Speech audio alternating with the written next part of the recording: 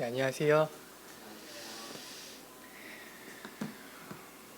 조금 전에 오명환 자매님께서 말씀 주셨는데 오늘도 그 김소연 자매 안 계실 때 제가 말씀을 맡게 되는데 정말 자주 그런 것 같습니다. 그래서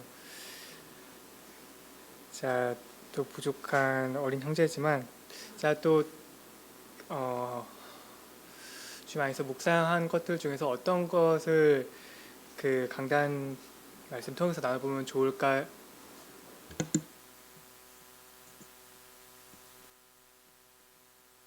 네, 잘 들리시나요? 네, 그래서 어떤 거를 같이 나눠볼까 생각을 하던 중에 그 저희 김선호 선생님께서 계속해서 저희 강단 말씀 주제를 가지고 정해 주시는 말씀 중에서는 지금 성화에 대해서 이야기를 해주시고 계셔서 저도 좀 이제 비슷한 주제를 가지고 얘기를 해보면 좋겠다는 생각을 했습니다. 그래서 그 전 성화하면 제일 먼저 떠오르는 이미지가 이제 신앙생활하면서 그리스도인이 막 자라가는 그런 이미지가 먼저 떠오르는 것 같습니다. 그러니까 우리가 그리스도하면 예수님, 그리스도의 제자, 예수님의 제자. 그래서 예수님을 닮아가면서 계속해서 이제 뭐 교회도 나오고 이제 자기 삶을 거룩하게 하는 그런 것들이 떠오르잖아요. 그래서 그런 이제 예수님 닮아가는 삶인 제자도를 배우고 자라가는 그런 이미지가 저에게 떠오르는데 그런 것을 떠오르면서 우리가 생각해 볼 만한 주제가 뭐가 있을까 하면서 오늘 좀 말씀을 준비를 해봤습니다. 그래서 그리스도인이 이제 신앙생활을 하고 성장하고 자라가려면은 어떻게 해야 할까요? 성도님들 어떻게 해야 한다고 알고 계십니까? 저희 믿은 이후에 제가 조금 이제 저희 주일날 일찍 오면은 주일학교를 먼저 하시기 때문에 주일학교 하는 걸 볼 수 있는데 한기 형제님 분반 공부 마치실 때 자주 부르시는 찬양 있는 거를 아는데 저도 주기사를 한 10년 정도 했거든요. 근데 사실 저는 저희 동대문교에서 처음 들은 찬양인데 그런 찬양이 있습니다. 매일매일 성경 읽고 기도하면 예. 그러면 잘 자라가네 하는 찬양이 있거든요. 여러분 들으셨는지 모르겠는데 저는 이제 동대문교에서 처음 들었고 아이들에게 참 중요한 교훈을 주는 그런 가사다라고 생각을 했습니다. 저희 방금 말씀드린 것처럼 우리 주일 학생들도 이제 알고 있는 거죠. 우리가 그리스도인이 주님 안에서 잘 자라가려면 성경 읽고 기도하고 하는 것들이 참 기본이 되고 근간이 된다는 것을 저희가 잘 알고 있습니다. 그래서 저도 오늘 이 그리스도인의 성경 읽기 기도하기에 대해서 좀 얘기할 수 있을 것 같은데 주로 이제 그리스도인 성경 읽기에 대해서 한번 얘기를 해보려고 합니다. 근데 이제 성경이라는 게 우리 신앙의 굉장히 핵심이고 우리가 처음 주님 믿는 것부터 참 모든 것이 성경 말씀에 근거해 있어서 참 이것에 대해서 이야기하려면은 이 시간이 부족하고 어떻게 이것을 읽어야 하는가 이것을 막 연구하시는 분들도 있고 매일 아침마다 이제 큐티하면서 읽는 분도 있고 그 많은 것들을 제가 이 성경이라는 책을 어떻게 읽어야 되는가 그런 기술적인 이야기를 말하려고 하는 것은 아니고요. 제가 성경 읽는 것에 성경 읽기에 대해 읽기를 어떤 관점에서 해야 되는가에 대해서 한 가지 묵상했던 것이 있어서 그걸 나누고 보려고 합니다. 그래서 우리는 우리를 그리스도인이라고 부를 때 그것이 곧 그리스도의 제자, 예수님의 제자라는 걸 말하는 거잖아요. 그래서 우리가 그리스도이니까 한번 예수님이 어떻게 성경 읽기를 하셨는지, 그리스도의 성경 읽기란 무엇인지를 생각을 해보면서 그와 같은 방식으로 같은 측면에서 우리는 어떠한 교훈을 받고 성경을 읽을 수 있는가. 그래서 그 부분에 대해서 오늘 좀 얘기를 해보고 싶습니다. 그래서 제가 말씀을 여러 구절을 읽어드릴 텐데 누가복음 4장 16절에 있는 말씀을 한번 읽어드리겠습니다. 너무 잘 아시는 말씀인데 예수님께서 이제 공생애를 시작하실 때 회당에 가셔서 성경 읽는 부분이거든요. 이거 제가 읽어드리겠습니다. 4장 16절부터 몇 구절인데 예수께서 자라나신 곳 나사렛에 이르사 안식일에 늘 하시던 대로, 여기 늘 하시던 대로라고 되어 있죠. 늘 하시던 대로 회당에 들어가서 성경을 읽으려고 서심해 선지자 이사야의 글을 들이거늘 책을 펴서 이렇게 기록된 데를 찾으시니 곧 주의 성령이 내게 임하셨으니, 여기서부터가 이제 성경 내용입니다. 그러니까 예수님이 읽으신 성경 이사야 글입니다. 곧 주의 성령이 내게 임하셨으니 이는 가난한 자에게 복음을 전하게 하시려고 내게 기름을 부으시고 나를 보내사 포로된 자에게 자유를, 눈먼 자에게 다시 보게 함을 전파하며 눌린 자를 자유롭게 하고 주의 은혜의 해를 전파하게 하려 하심이라 하였더라. 책을 덮어 그 맡은 자에게 주시고 앉으시니 회당에 있는 자들이 다 주목하여 보더라. 그리고 뒤에 이제 이어진 말씀이 이제 그 오늘날 너희 이 말씀이 이제 그 응해였다고 그 말씀하시면 쭉 말씀하시는데, 참 제가 여기서 그 중요한 대목이 몇 가지가 있는 것 같아요. 그 일단 예수님 때는 우리 때와 다르기 때문에 우리는 뭐 이 핸드폰에도 성경 읽고 뭐 자다 이러면 머리맡에도 항상 성경 두고 뭐 성경 베개로 심지어 쓰고 잘 수도 있고 성경이 흔하고 말씀도 어디에나 있잖아요. 하지만 그 예수님 사시던 때에는 이제 뭐 2000년 전 고대 이제 고대까지는 아니어도 그 이제 중동인데 거기에서는 이렇게 책이 흔하지도 않고 성경책이 어디에나 널려 있는 것도 아니고, 물론 유대인들이 그 참 이 말씀을 아주 귀하게 여기서 여기저기 다 써놨지만 이 우리 예수님 주셨을 때 말씀하신 이 구약 성경, 그때는 이제 신약 성경이 써지기 전이니까요. 구약 성경은 주로 이제 회당에 그 보관이 되어 있고, 그래서 회당에 가서 이제 이것을 읽고 주로 그 사람들이 다 모인 가운데서 누군가 대표해서 이것을 이제 소리내서 읽고 다 같이 듣고 그런 식으로 성경을 읽었던 때입니다. 근데 재밌는 게 그 방금 4장 16절에 보면은 예수님께서 그 자라나시고 예수님이 나사렛 예수라고 하잖아요. 그분이 나사렛 예수님이신데 안식일에 늘 하시던 대로 회당에 들어가서 성경을 읽으려고 서심해.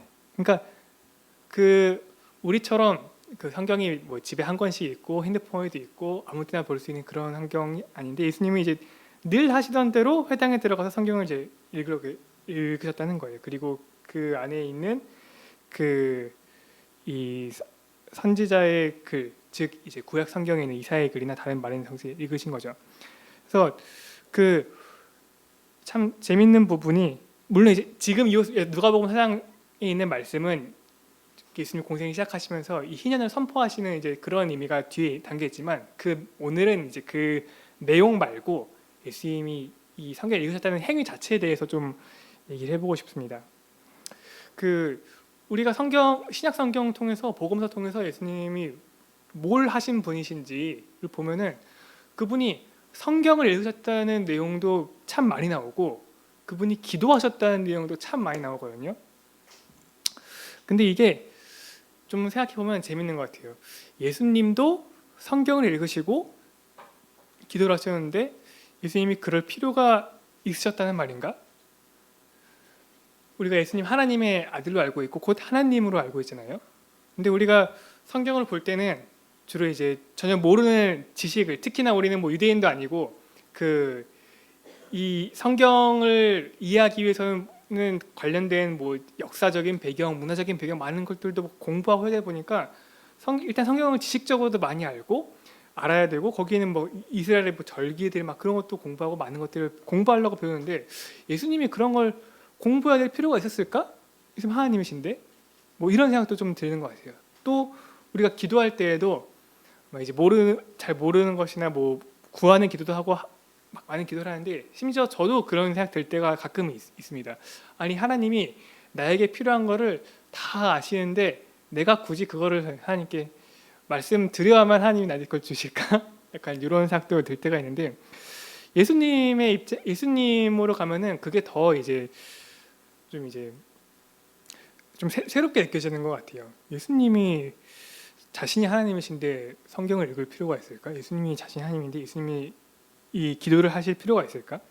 근데 그래서 그 잘못 좀 오해하면은 예수님이 뭐 성경도 읽을 필요가 없고 기도도 할 필요가 없는데 그냥 사람들한테 본을 보여주려고 그런 걸 그냥 이렇게 쇼잉 하듯이 보여주신 거다라고 생각할 수도 있지만 성경을 자세히 보면은 좀 그러진 않은 것 같습니다.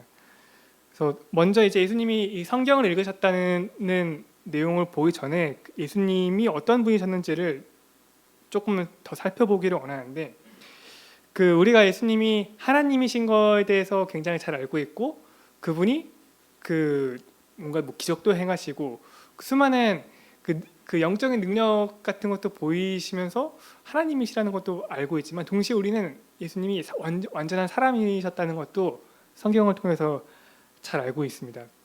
그래서 예를 들어서 이제 성경을 몇 구절 말씀을 드릴 텐데, 디모데전서 2장 5절에 보면요, 하나님은 한 분이시요 또 하나님과 사람 사이의 중보자도 한 분이시니 곧 사람이신 그리스도 예수라. 그 성경이 예수님을 분명히 사람으로, 또 뭐 인자, 완벽한, 그러니까 사람인 척하는 어떤 존재가 아니라 완전한 사람인 것을 여러 군데에서 얘기하는 거 우리 잘 알고 있습니다. 또 히브리서에도 보면은, 히브리서 2장 14절에 보면은 자녀들은 혈과 육에 속하였으며, 우리 사람들 얘기하는 거죠. 또 그도 또한 같은 모양으로 혈과 육을 함께 지니심은, 이건 예수님에 대한 얘기입니다.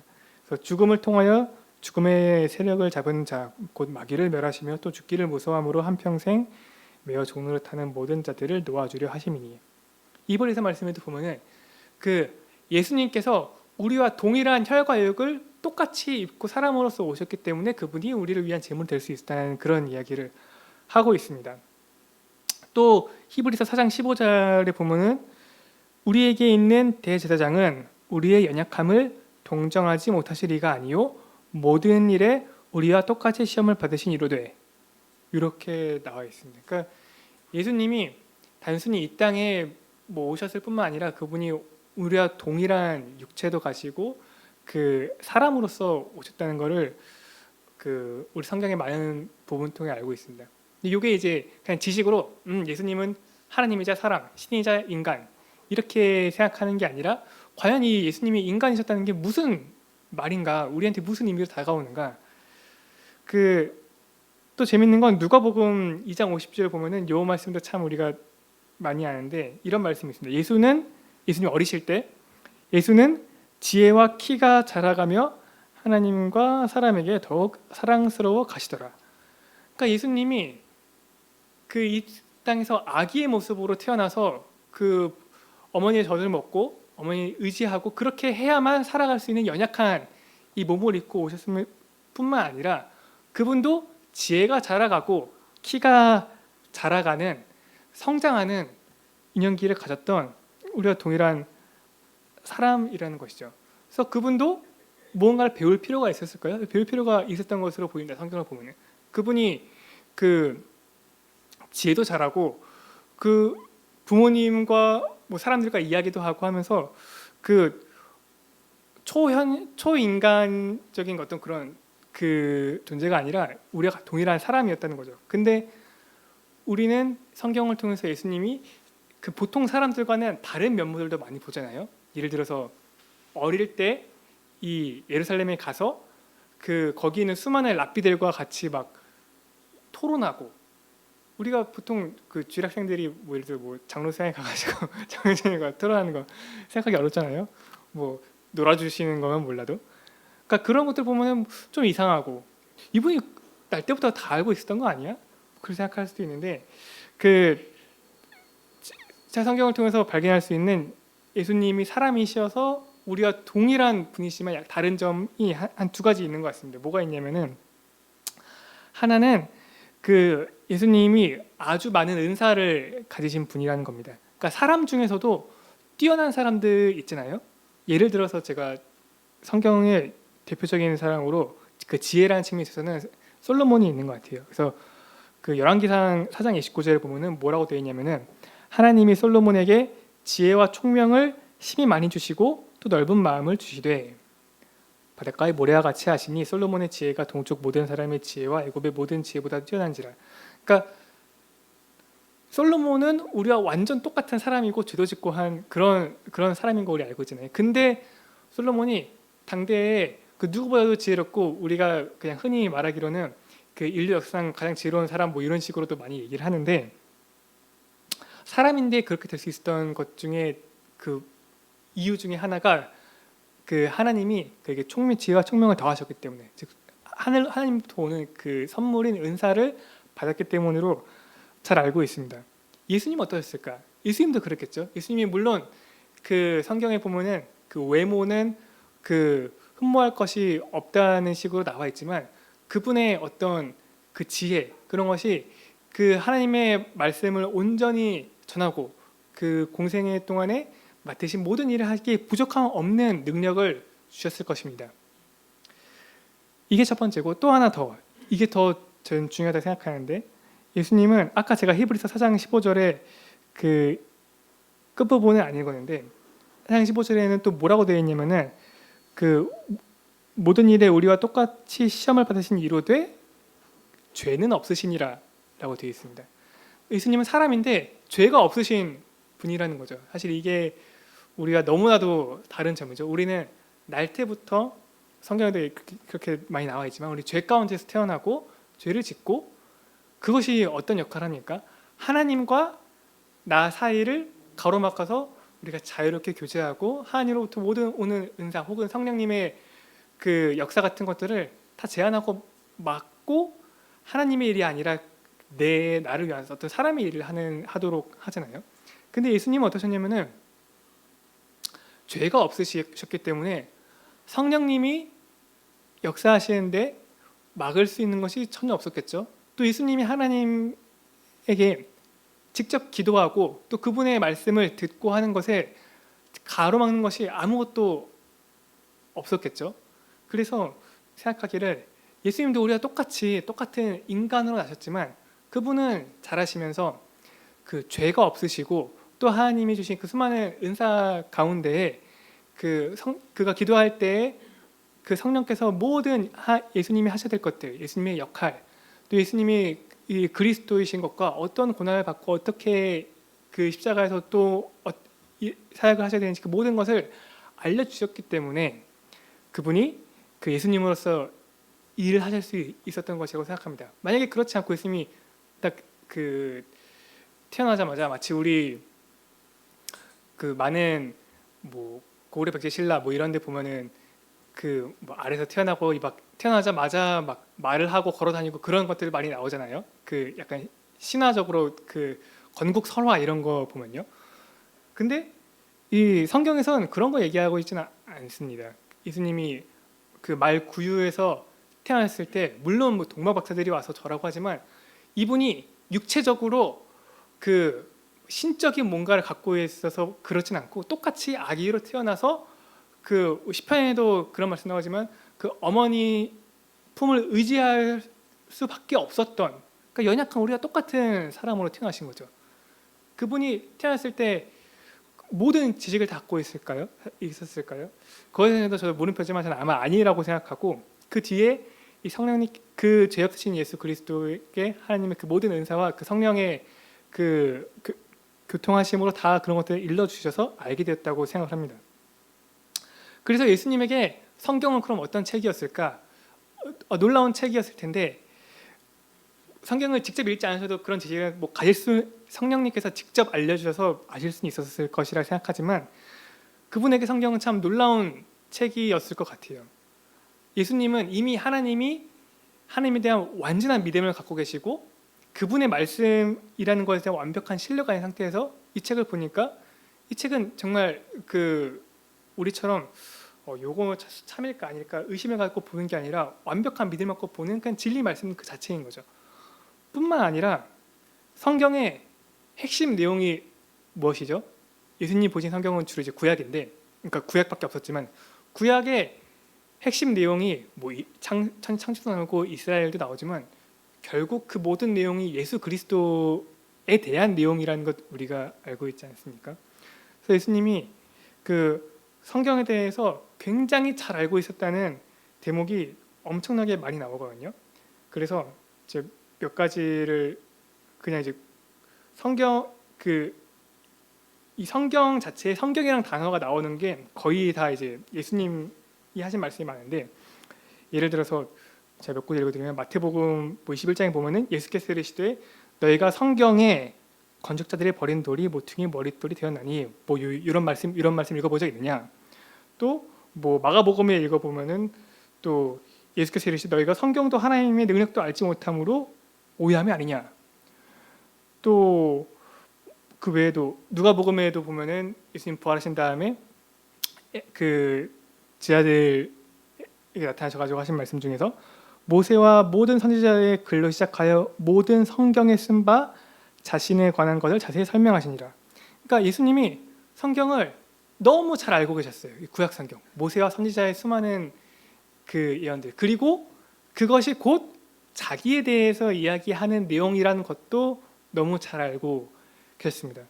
그러니까 여러분도 한번 생각해 보세요. 만약에 어떤 책이 있는데 그 책에 그 나에 대한 내가 어떻게 태어났고 뭐 어디에서 태어날 거고 그 이후에 뭐 어떤 일을 거쳐가지고 심지어 어떤 고난을 받고 어떻게 죽는다 이런 내용이 다 써진 책이 조준해 생각하면은 그 책이 얼마나 그 특별할까요? 특별한 걸 넘어서 뭐 두려울 수도 있겠죠. 이게 무슨 책이래? 내가 어디서 어떻게 태어나고 어떻게 죽는지까지 다 기록이 되어 있는가? 예수님에게 성경은 그런 의미가 분명히 있었을 것 같습니다. 그러니까 그분의 생에 대해서 완전히 기술하고 그게 어떤 의미에서 있었는지, 그래서 그분만큼이나 성경을 잘 이해하고 알 수 있는 사람도 없었던 것 같은데, 특히나 그 니고데모와 만나서 이야기하신 대목도 참 그런 부분을 일깨워주는데, 니고데모가 당대에 어떤 사람이었냐면은 이스라엘에서 가장 존경받는 인물 중에 하나였습니다. 그 이스라엘이 그 당시 이제 그 원로들처럼 되는 그 장로들, 원로들이 이제 그 나라를, 이스라엘 민족을 이렇게 그 인도하는 뭐라죠, 치리하는 그런 역할을 했는데 그 중에 한 명이었거든요, 니고데모가. 그러니까 정치적으로도 뿐만 아니라 뭐 성경에 대한 지식이나 인격적으로 모든 방면에서 이스라엘 모든 사람들한테 존경받을 정도의 사람이었는데, 니고데모가 밤중에 예수님 찾아왔잖아요. 찾아와서 그 영생을 얻으려면 어떻게 되냐고 물어볼 때 예수님 뭐라 하시냐면은 거듭나야 된다고 하시고, 그 다음에 거듭나는 게 뭐냐 하니까 예수님 말씀하시기를 네가 이 이스라엘의 선생된 잔데도 이런 걸 모르냐라고 약간 그 면박 주시듯이 얘기한단 말이에요. 그러니까 그 당대에 성경을 가장 잘 아는 학자 같은 사람들, 존경받는 사람들조차도 그 성경에 있어서는, 성경에 있는 말씀에 있어서는 그때 이제 30-30살이 됐던 예수님보다도 못하다는 거였습니다. 그만큼 예수님이 성경을 굉장히 잘 알고 있고, 아까 제가 처음 읽었던 누가복음 말씀처럼 그것을 항상 하시던 대로 읽고 하셨다는 거죠. 그렇다면은 예수님이 이 성경 읽으실 때 과연 그럼 무엇을 발견하실 수 있었는가? 제가 아까 얘기했던 것처럼 이 성경은 예수님이 그 어떻게 태어나시고 왜 태어나시고 무엇을 하시고 어떻게 고난받으시고 이런 내용이 나오거든요. 근데 여기에 보면은 또 중요한 내용이 그죠, 어떤 고난, 제가 예수님이 받으신 고난 같은 게 나온다고 했는데 어떤 고난에 대한 그런 내용들이 나오는지 조금만 살펴보겠습니다. 뭐 예를 들어서 우리가 정말 잘 알고 있는 얘기들인데, 창세기서부터 그런 말씀이 나오죠. 창세기 3장에 보면은 내가 너로 여자의 원수가 되게 하고 내 후손도 여자의 후손과 원수가 되게 하리니 여자의 후손은 내 머리를 상하게 할 것이요 너는 그의 발꿈치를 상하게 할 것이니라. 여기서부터 이제 우리는 예수님이 받게 되실 고난에 대한 그림자들을 볼 수가 있죠. 분명히 물론 이 말씀이 어떤 후에 있을 승리를 선포하는 말씀이기도 하지만, 여기 보면은 그 뱀이 그의 발꿈치를 상하게 할 것이니라, 이런 걸 우리는 볼 수 있잖아요. 또 예를 들어서 뭐 시편 22편 같은 것들을 봐도 우리가 이 말씀들이 시편 말씀이지만 곧 예수님이 십자가에서 당하실 고난들에 대한 내용들이라는 걸 우리가 잘 알고 있는데, 그 시편 22편 같은 말씀 보면은 십자가에서 당하실 고난 얘기를 하죠. 그리고 내 겉옷을 나누며 속옷을 재봅나이다, 이런 말씀들. 또 그가 여호와께 의탁하니 구원하실 걸, 그를 기뻐하시니 건지실 걸 하니이다.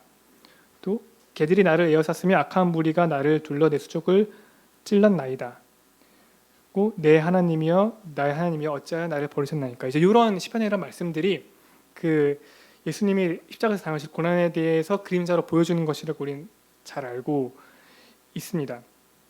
뭐 그 외에도 그, 그 유다에게 가룟 유다에게 뭐 배신당하신 일들이라든가 그 수많은 말씀들이 이미 이제 그 구약의 예언으로 나타나 있죠.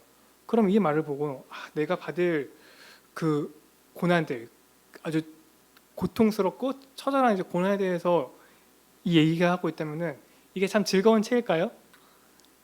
여러분이 그 평생 받을 고난인데 그 고난이 아주 그 처절한 고통을 33살쯤에 받게 돼가지고 죽게 된다 이런 얘기가 써져 있는 책이고, 그 책이 그 하나님의 책이라면은 어쩌면 이제 거부하고 싶은 책일 수도 있을 것 같아요. 그런 고난의 내용만 있다면. 근데 중요한 거는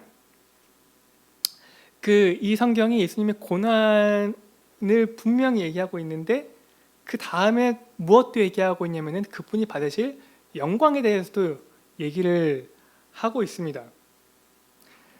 그래서 그 특히나 이런 그 그리스도의 높아지심은 그리스도의 고난에 대한 내용하고 같이 이제 나오는 경우가 많은데, 아까 제가 이사야서 53장도 몇 구절을 쓱 지나가면서 말씀드렸는데, 예를 들어서 이사야서 53장에 보면은 1절부터 조금 제가 보여드리면은, 그는 주 앞에서 자라나기를 연한 순 같고 마른 땅에서 나온 뿌리 같아서 고운 모양도 없고 풍채도 없은즉 우리가 보기 흠모할 만한 아름다운 것이 없도다. 그리고 이 뒤로부터 그분이 멸시를 받고 그 우리의 질고를 지고 그가 찔림은 우리의 허물 때문이요 그가 상함 우리의 죄악 때문에, 이런 말씀들이 쭉쭉 나오죠. 근데 여기 보면 그 뒤에 뭐가 나오냐면은 그가 징계를 받아함으로 우리는 평화를 누리고 그가 채찍에 맞음으로 우리는 나음을 받았다. 그러니까 무슨 말씀이 같이 나오냐면은 그분이 고난 당하신 것이 무엇 때문이고 무엇을 이루게 되는가에 대한 그 결과도 같이 나온다는 거죠. 예수님이 이런 고난을 받으시기 때문에 이 사람들이 구원을 얻게 되는 것. 그리고 그 뒤에 보면은 그러므로 내가 그에게 존귀한 자와 함께 몫을 받게 하며 강한 자와 함께 탈취한 것을 나누게 하리니, 이 뒤에 가면 이런 말씀들로 넘어갑니다. 그러니까 예수님이 결국 그 십자가의 모든 사역을 이루시고 영광 가운데 임하시게 된다는 말씀들이 함께 계속해서 나옵니다.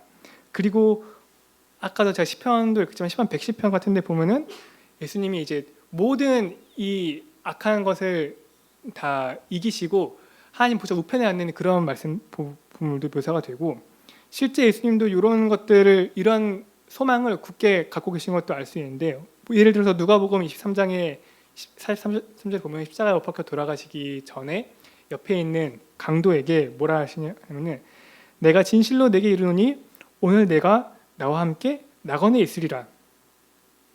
이런 말씀을 보면은 예수님은 내가 지금 고난을 받지만 이 이후에 내가 어떠한 그 낙원 혹은 그 이후의 영광, 그런 것들에 대해서 또 분명한 믿음을 가졌던 것을 볼 수 있습니다. 그러니까 이 성경이란 것이 예수님에게 어떤 책이었냐면은 그분이 하나님의 말씀인데 그분이 어떻게 태어나시고 어떻게 나시고 하는 모든 걸 기록할 뿐만 아니라 그분이 장차 받으실 고난, 예수님 성경을 많이 읽으셨을 때 그분이 아직 고난 받기 전이었잖아요. 근데 예수님이 장차 받으실 모든 고난에 대해서도 얘기하고 그 고난이 무슨 의미가 있으며 그 고난이 십자가가 끝났을 때 모든 사람이 구원받고 예수님이 영광, 모든 이름에 가장 뛰어난 이름 받는 그 존귀케 되는 것을 이야기를 하고 있습니다.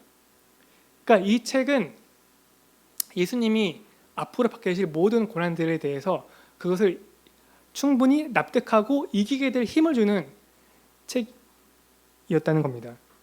만약에 이제 우리가 받는 고난과 예수님이 받는 고난이 조금 다른데, 뭐 우리가 받는 고난도 여러 가지가 있죠. 예를 들어서 오늘 뭐 교회에 나오는데 뭐 차가 밀려가지고 못 늦게 온다든가, 아니 뭐 갑자기 뭐 아파가지고 뭐 일이 생기는, 그런 것도 다 고통스럽고 고난인 것들인데, 우리가 받는 고난 중에서는 뭐 우리가 잘못해서 생기는 일도 있고, 뭐 이게 갑자기 왜 일어났지? 전혀 알지 못하는 것도 있고, 그런 것들도 있습니다. 이 세상 자체가 이제 죄악된 세상이고 우리도 그런 가운데 있기 때문에 그 여러 가지 고통과 슬픔도 있고 내 사랑하는 사람이 죽는 것도 보게 되고 그런 것들이 있죠.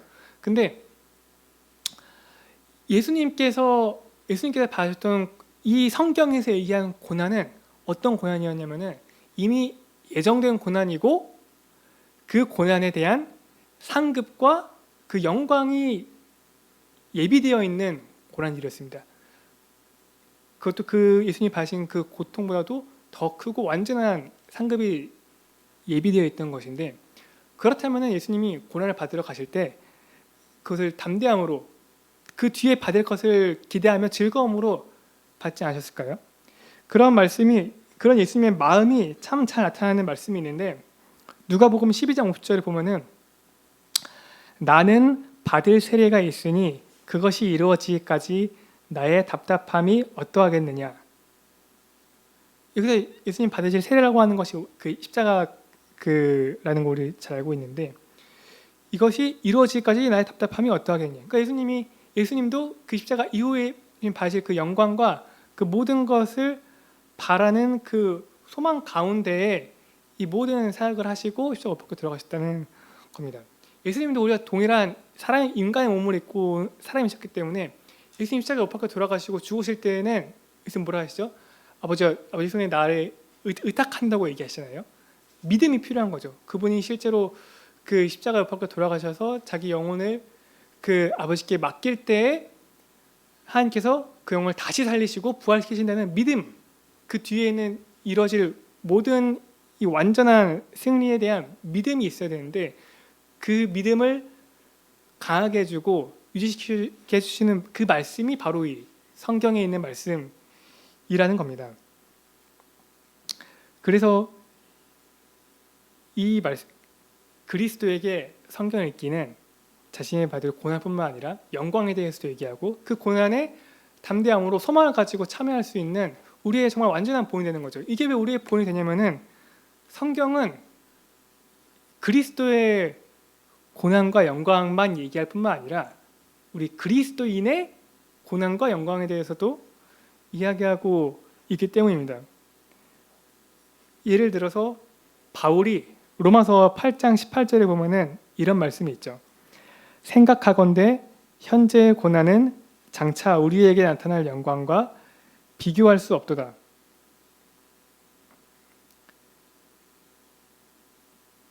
우리가 예수님을 처음 영접할 때도 이 성경에서 기록하고 있는 말씀이 참된 말씀이고 하나님의 말씀이라는 것을 믿고 예수님 영접한 거잖아요.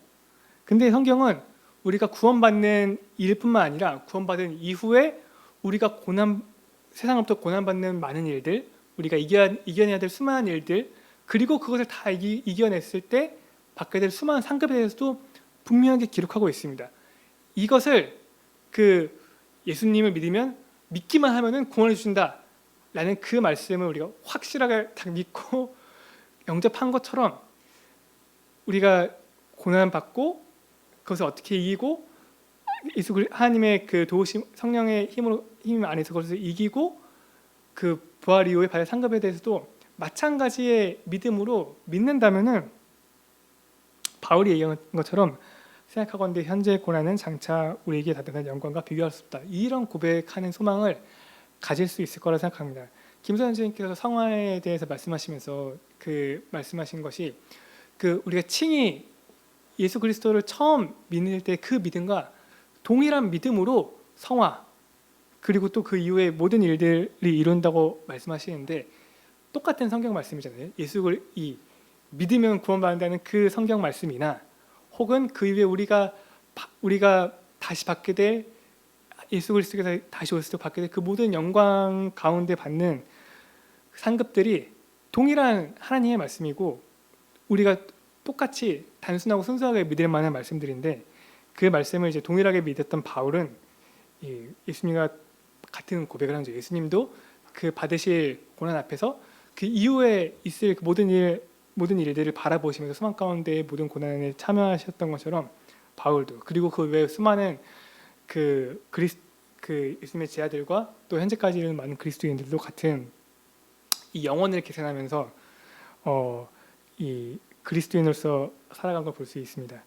그래서 저는 이제 자주 거의 강단 올라올 때 참 자주 하는 얘기인데 그 천국이 이제 밭에 감추인 보화도 같다는 말 참 좋아하고 그 당장 볼 때는 이 그리스도인을 사는 것이 그 후에 어떠한 상급으로 어떠한 영광으로 이어질지 참 보이지 않지만 그것이 이루어질 것이라는 믿음이 우리에게 참 중요한 믿음이라고 생각을 합니다. 그 저희 부모님이 계신 곳이 이제 서울집교회인데 거기에는 부동산 투자하시는 전업으로 하시는 형제님이 한 분 계시거든요. 오랫동안 하셨는데 그분이 제가 기억나는 게 그 지금 뭐 구체적으로 말씀드리자면 동탄 신도시가 있잖아요. 거기에 뭐 투자해서 돈을 많이 버셨는데 동탄 처음 거기 신도시 투자하실 때 저도 거기 갔었거든요. 어떻게 하다 보니까 부모님이랑 같이 밥 먹고 하다 보니까 갔는데 여기에다가 뭐 아파트를 사신다는 거예요. 근데 그때 거기가 완전 공사판이었거든요. 공사판이기 전에는 거기가 시골이었어요. 거의 황량한 아무것도 없는 시골인데 거기에 시골 땅에 공사판이 쫙 펼쳐 있으면은 제가 보기에는 어땠을까요?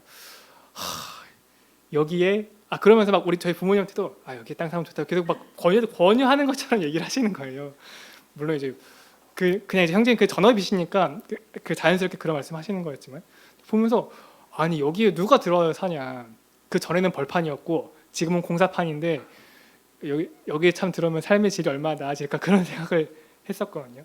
근데 그러고서 몇 년 지나니까 거기 공사가 끝나니까 그 땅이 막 땅값이 엄청 오르고 신도시가 되고 지금은 사람들이 아주 잘 아는 그 땅값이 아주 많이 오른 신도시 중에 하나라는 걸 잘 알고 있잖아요.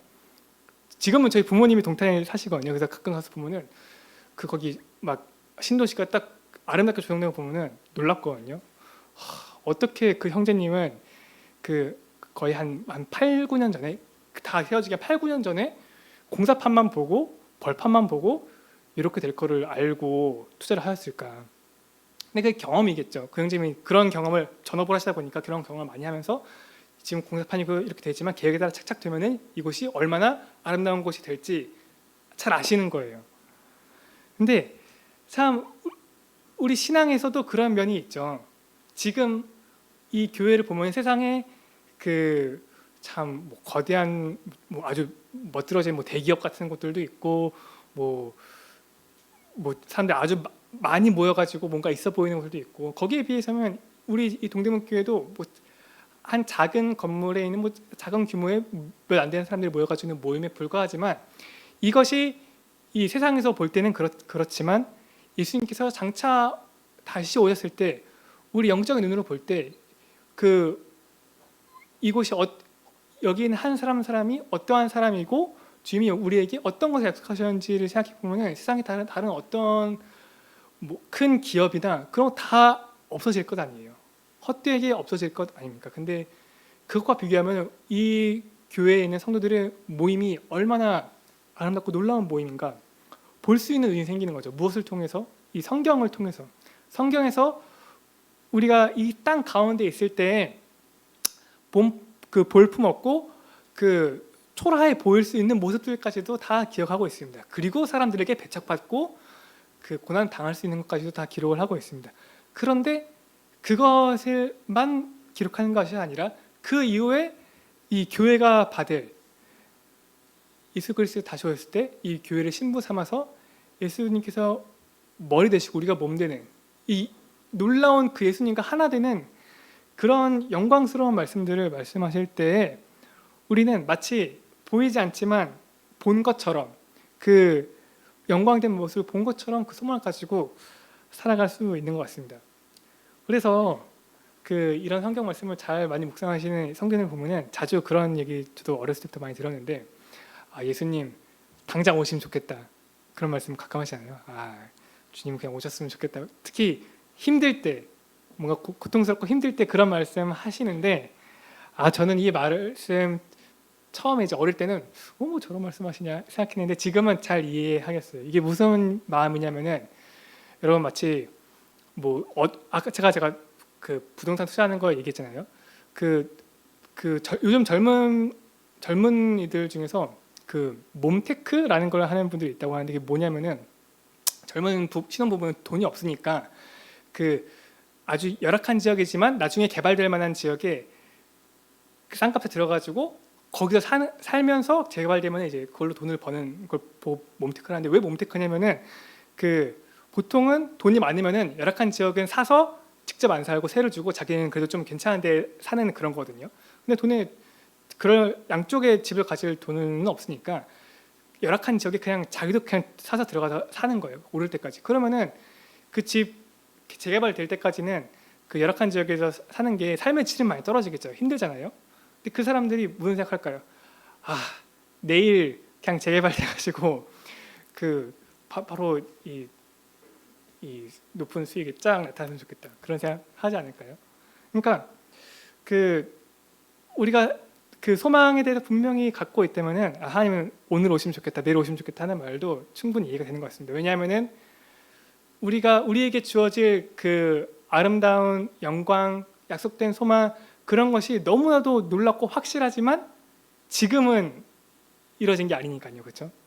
심지어 내가 죽을 때까지 안 이루어질 수도 있고 죽은 이후에 오시지만 그게 당장 이루어지지 않으니까 지금은 제가 아까 얘기했던 그 동탄 허허벌판의 공사판이었던 것처럼 그런 것처럼 보이잖아요.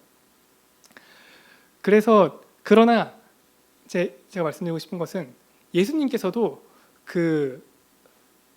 이 땅에서 사시는 동안에 성경에 기록된 대로 그 모든 하셔야 될 일들을, 맡은 일들을 하시고 고난을 당하신 이후에 그 영광 가운데 들어가신 것처럼 우리에게도 그런 일들이 분명하게 일어난다는 것입니다. 그리고 이것이 당장 내일 일어날 일이 아니기 때문에 우리에게는 더욱더 이 성경 읽기가 필요하다는 거죠.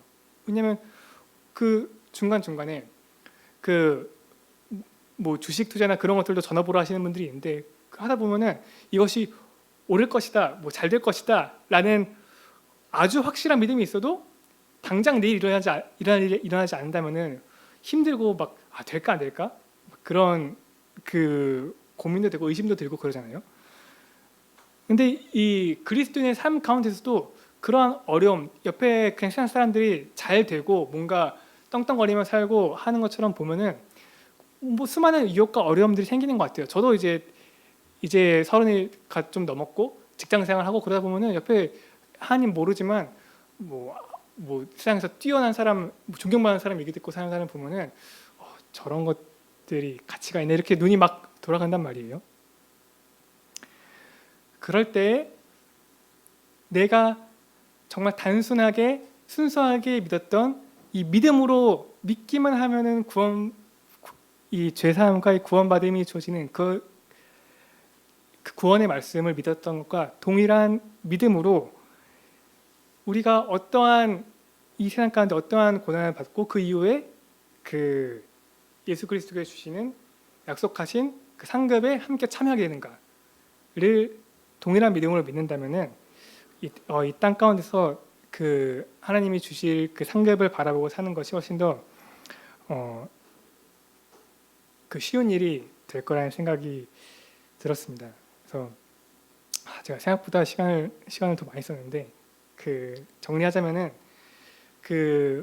우리 성화를 얘기할 때 성경 읽기 참 중요하죠. 그래서 성경 읽는 우리는 연구하는 방법도 있고 기술적인 수많은 얘기들도 있지만 그 중에 제가 오늘 말씀드리고 싶었던 것은 그리스도께서 자기가 받으실 고난과 그 이후에 있을 영광이 적히신 이 성경을 보시고 그대로 행하셨던 것처럼 우리 그리스도인에게도 우리가 왜 이 땅 가운데 왜 이렇게 살고 있고 앞으로 어떤 영광을 받을지 성경에 다 나와 있다는 겁니다. 그리고 이것을 이것을 우리가 처음 구원받을 때처럼 그 같은 마음으로 믿고 의지할 때 비로소 우리가 이 영적인 눈이 떠지고 이 눈으로 볼 때는 보이지 않는 것들, 좀 초라해 보이고 아무것도 없어 보이는 현실 가운데서도 영적인 눈을 들어봤을 때 그것은 얼마나 놀라운 것들이 있는지 구약에도 그런 말씀이 정말 많이 나오잖아요. 아무것도 없는 것처럼 보였지만 그 천사가 눈을 떠서 보니까 거기에 하나님 보신 하나님의 군사들이 있던 걸 보고 깜짝 놀라고 그런 것들 우리가 지금은 이제 다 알지 못하고 영적인 눈 하나님을 있는 그대로 보지 못하고 하기 때문에 참 희미하게밖에 보지 못하지만 이 교회에 가신 하나님의 소망과 장차 우리에게 주어질 소망이 얼마나 큰 것인지 성경에 분명히 나와 있습니다. 그래서 이 성경을 읽을 때 그 믿음을 가지고 보시고 우리에게 어떤 소망인지를 밝히 생각하면서 보신다면은 성경에 있는 것이 얼마나 즐거운 일이 되는지, 그리고 예수님처럼 우리도 이 성경의 말씀을 붙잡고 그리스도인 이 성화의 과정, 참된 그리스도인의 삶으로 이 말씀을 우리의 삶을 깨끗하게 하는 것에 참 그런 삶을 살 수 있을 것이라는 생각이 들었습니다. 그래서 함께 그러한 그리스도인으로서의 성경 읽기를 함께 해나가는 저희 동대문교회 성도님들이 함께 되면 좋겠습니다. 제가 기도하고 오늘 말씀 시간 마무리하도록 하겠습니다.